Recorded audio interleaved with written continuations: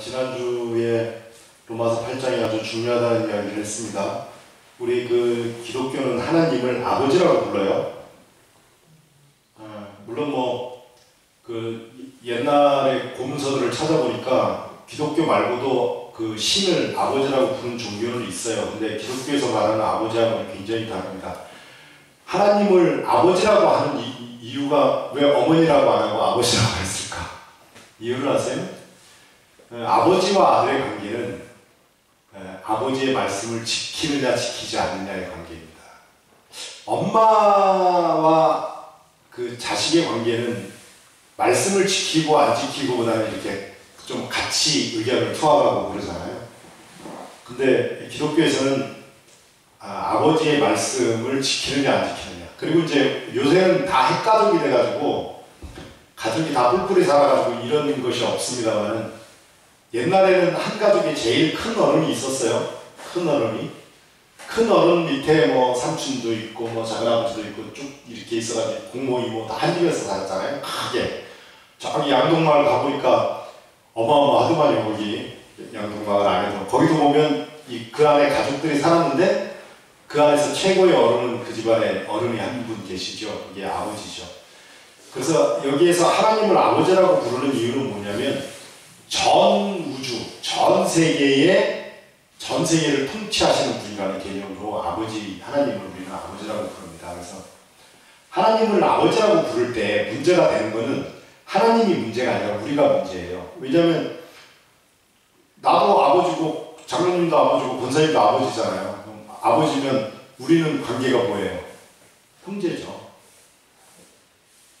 우리는 관계가 형제 자매야. 그러니까 하나님을 아버지라고 부르면 교인들끼리는 형제처럼 살아야 된다는 뜻이에요. 근데 이게 뭐가 잘못됐는지 모르지만 저도 어렸을 때부터 이런 교육을 제대로 못 받아가지고 저도 몰랐어요. 저는. 근데 하나님은 다 아버지라고 부르는데 교회 식구들끼리는 형제 자매 취급을 안 하네. 그냥 보는 둥 마는 둥 하고 사네. 네가 잘 되든지 못 되든지 네가 망하든지 실패하든지 성공하든지. 그렇잖아요. 하나님을 아버지라고 부르면 우리는 형제예요. 형제. 그럼 형제들은 끊을 수 없어요. 여기서 돼 있잖아요. 누가 오늘 38절 39절 보세요. 내가 확신하노니 사망이나 생명이나 천사들이나 권세자들이나 현재일이나 장래일이나 능력이나 높음이나 기품이나 다른 어떤 피조물이라도 우리 주 예수 그리스도 안에 있는 우리 하나님의 사랑에서 끊을 수 없느니라. 왜? 형제이기 때문에 그래요. 그러니까 이게 기독교 그리스도교의 핵심이에요. 핵심인데 핵심을 빼고 나머지를 다 해요. 그러면 안 돼요. 교회는 참 재밌습니다. 우리가 이제 아버지 엄마가 부모님이 결혼해가지고 아기를 낳아서 그 밑에 아기들은 형제가 되잖아요. 그렇잖아요.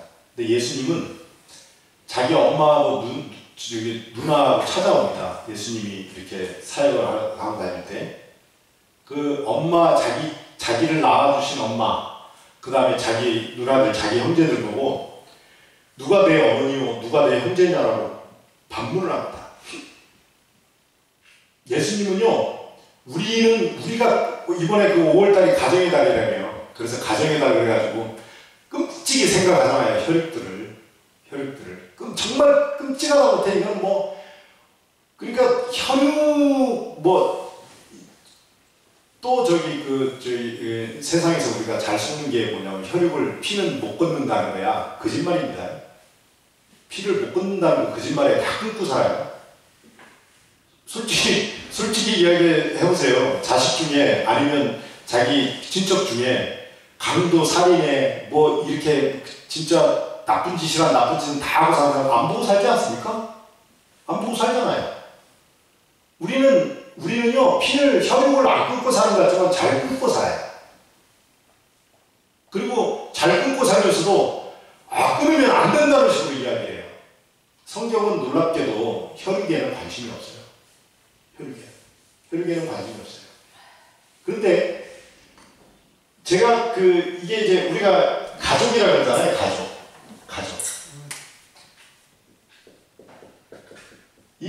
이 가짜가 집가짜입니다. 제가 전에도 이야기했습니다. 이 안에가 이 돼지 십자예요. 울타리 안에 돼지들이 있는 것이 가족이에요. 이걸 보고 혈육이에요. 혈육. 기독교는요, 가족을 해체하자는 종교예요. 이게 이런 설교를, 이런 말씀을 제가 어디 가서 잘 할 수가 없어요. 사람들이 무슨 말인지 못 알아들어요.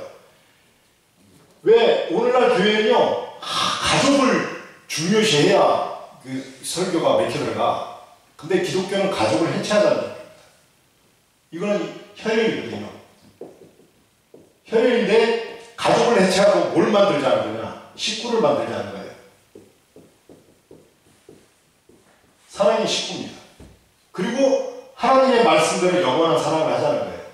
그런데 그러면 내가 가족을 해체하자 그러니까 가족을 버리라는 말이냐 이렇게 질문하는 사람들이 있어요. 아니에요. 가족을 버리면 안 됩니다. 혈육을 버리면 안 된다고요. 혈육을 버리면 안 되고 이 혈연으로 맺어진 이 혈육이 식구가 돼요. 이해가 되십니까? 혈연으로 맺어진 관계도 사랑으로 이렇게 이사를 와야 돼요. 예수의 어머니 보세요. 예수의 어머니가 살아생전에는 예수님을 찾아왔을 때 예수가 누가 내 엄마야? 이렇게 해가지고 엄마를 팽시킨단 말이에요. 그런데 예수님이 돌아가시기 전에 사랑하는 제자를 불러서 자기 어머니 마리아의 손을 꼭 잡아서 자기 사랑하는 제자에게 손을 알려주면서 이제부터 네 어머니다 그럽니다. 무슨 말인지 이해가 되시죠? 가족을 해체한다 그래가지고 가족을 남보듯이 하라는 뜻이 아니에요. 혈연으로 맺어진 가족도요, 하나님의 사랑으로 맺어지지 않으면 아무 의미 없어요. 그래가지고 혈연도 들어오고 누구도 들어와가지고 여기서 사랑의 공동체, 식구라는 말이 굉장히 좋은 말이에요. 성경에는 식구라는 말이 안 나와요. 미안하지만 식구라는 말이 안 나오는데 성경은 전부 가족으로 번역을 했어요. 저는 가족으로 번역하지 말고 식구라고 번역을 하자는 사람이에요. 왜냐하면 가족이라는 말은 혈연이 전제되어 있어요. 근데 식구는 누가 식구냐? 오늘부터 같이 밥 먹으면 식구예요.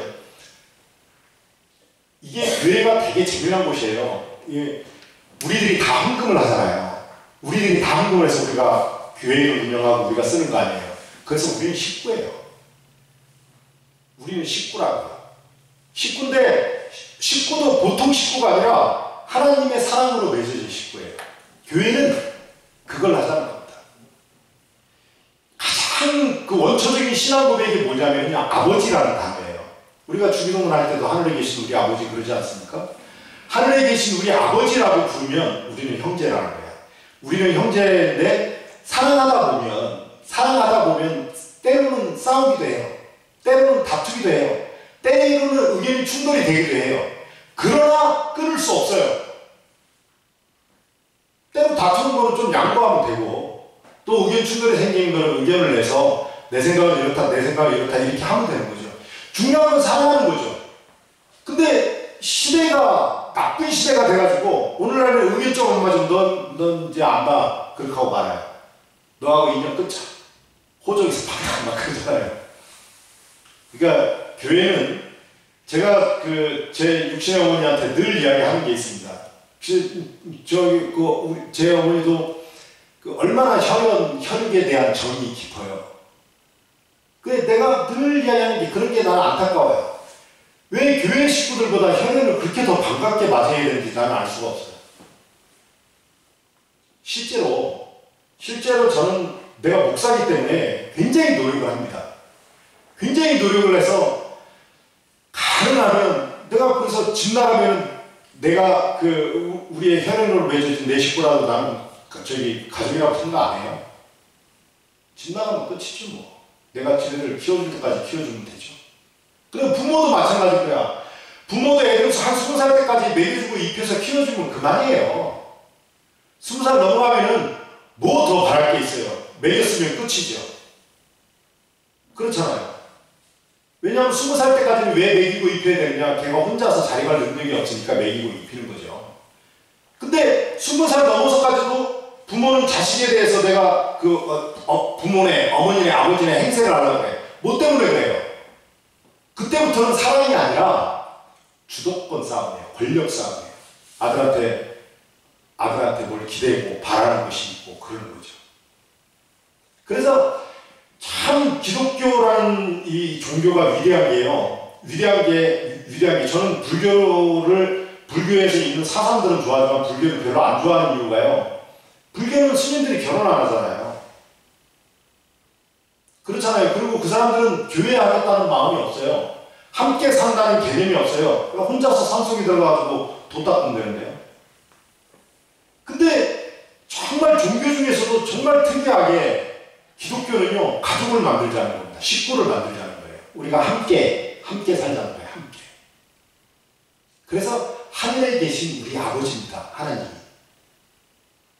하나님이 누구냐? 하나님이 뭐 힘이 세다, 권력이 세다, 병을 고쳐준다.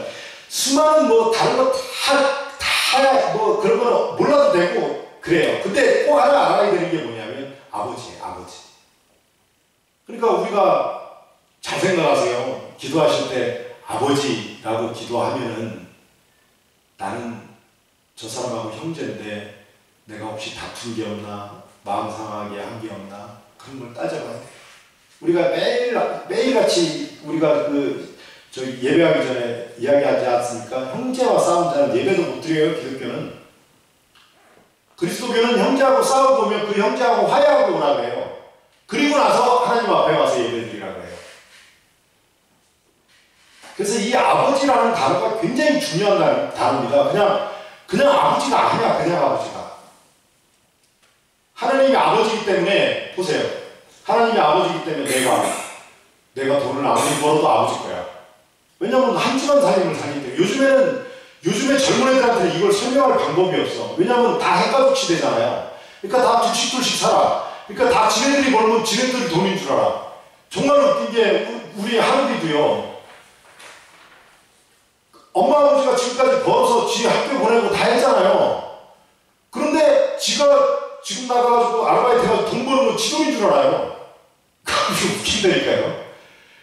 지금도 엄마 아버지한테 가져가는 돈도 지 돈, 지가 버는 돈도 지 돈, 그렇게 생각한다니까요. 근데 하나님을 믿는 사람들은 내가 벌어도 내 돈이 아니야. 다 하나님 돈이야. 그래서 이거는 하나님 돈이기 때문에 하나님이 원하는 대로 써야 돼요. 내가 원하는 대로 쓰는 게 아니야. 그러니까 이 아버지라는 단어가 기독교 신앙에서 가장 오래된 신앙 고백입니다. 아버지. 그래서 기도할 때 다른 거 알 필요가 별로 없어요. 사실은. 아버지라고 부르면 사실 기도의 전부예요. 아버지 하면은 그냥 형제 관계도 정리가 되고 하늘의 관계도 정리가 되고 예수님하고도 정리가 되는 거예요. 예수 그리스도의 영이 나하고 만나는 거예요. 양자의 영이라고 그러잖아요. 성경의 영이. 양자가 뭐예요? 양아들이잖아요. 우리가 하나님의 아들이 되는 거야. 예수님이 아들이잖아. 그래서 우리가 예수님과 같은 신분이 된다고요.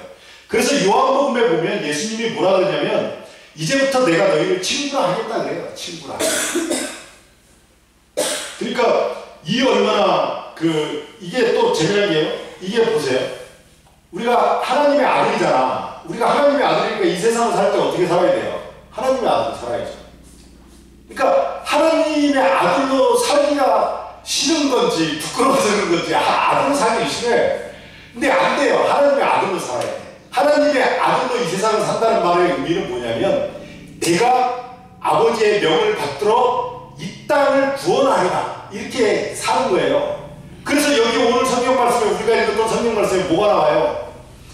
피조물이 우리를 간곡하게 기다린다고 써 있잖아요. 피조물이라는 것은 하나님께서 만든 모든 것을 뜻해요. 뭐 동물, 식물 이런 것들이요. 하나님의 아들이 안 나타나니까 지들도 어려운 거야. 그러니까 하나님의 아들이 나타나기를 학수고대 하는 거예요. 하나님의 아들이. 왜? 하나님은 직접 안 오시거든. 항상 아들을 통해서 일하시거든. 그러니까 아들이 와야 자기네가 구원받으니까. 놀라운 사실은요, 나 하나 구원받는 건 문제도 아니야. 그건 일도 아니야. 나를 통해서 세상이 구원받는 거예요. 그 통로에 우리가 있는 거야. 그러니까 이 세상을 어떻게 살아야 돼요? 왕같이 살아야죠. 하나님이 왕이셔요. 오늘도 찬송 불렀잖아요. 예수 우리 왕이요. 예수님이 왕이면 나도 왕이요. 나중에 천년왕국이 오면은요, 예수와 우리가 공동으로 다스린다고 해요. 하나님 나라. 세상을 다스리는 통치자가 되는 거예요. 그 통치는 지금의 통치자들처럼 세상 사람들 착취하고 억압하는 그런 통치자가 아니라 낮아져서 섬기고 사랑하는 통치자예요. 그러니까 얼마나 이게 기가 막힌 일입니까? 내가 얼마나 귀한 존재예요. 우리 권사님, 우리 집사님, 김인숙님, 김순애님, 우리가 다 얼마나 귀한 존재예요. 내가 보통 존재가 아니에요. 한번 해보세요. 이렇게 나 한번 해보세요. 이 나가 보통 존재가 아니야. 이게 하나님의 아들이요. 그런데 세상이 원하는 대로 살면 되겠어요? 안 되지? 야, 멋있는 말이잖아요. 그러니까 지금까지는, 예수 믿기 전까지는 그냥 뭐 세상이 시키는 대로 종처럼 살고 뭐 거지처럼 살았을지 모르지만, 지금부터는 자신있게 살고, 내가 이 세상을 구원하는 통로에 서 있다. 피조물도 우리의 나타남을 간곡하게 기다린다. 여러분, 기독교가 정말 멋있는 종교입니다. 정말 멋있는, 이것처럼 인간이 긍정의 종교가 어디 있어요? 그렇잖아요. 내가 위대해지잖아요. 대통령 안 부러워요.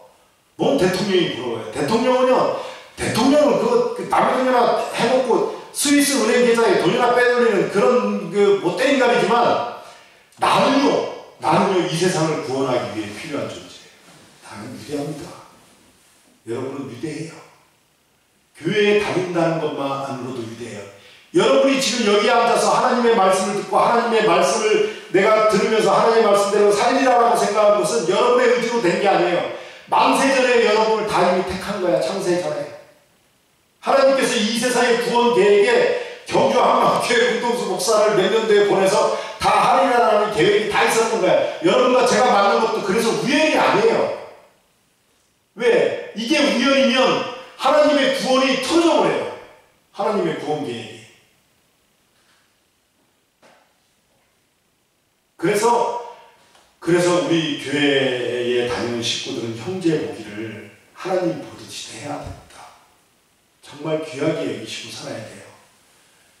정말 귀한 존재로 여기시고 기도해 주시고, 성령이 우리보다 더 마음이 애타서 우리를 위해 중보하고 기도합니다. 이 도우시는 영이잖아요.